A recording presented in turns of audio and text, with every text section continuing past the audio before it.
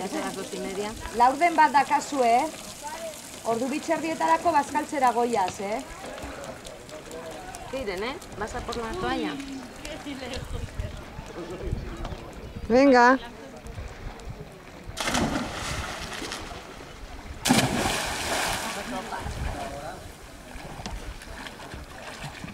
Entonces decir que te ha contado cuento ha sido mi marido, ¿no?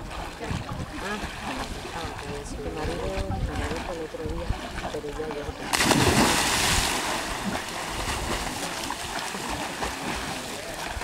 Si el caso es que no.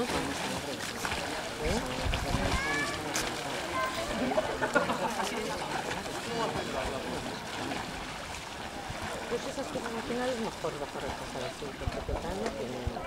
Quiero decir que no tiene explicación, ¿entiendes? O sea, están haciendo el tonto, ¿no?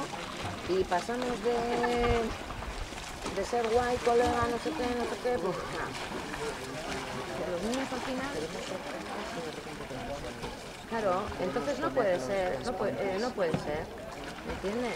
Entonces, claro, yo lo que le decía a Juan, o sea, si te dicen, pues eso, si te dicen cualquier cosa porque tú les estás dando a entender que eres uno más no se nos queda así. Si es uno más, se mea de risa también, ¿no? Con lo que le han dicho.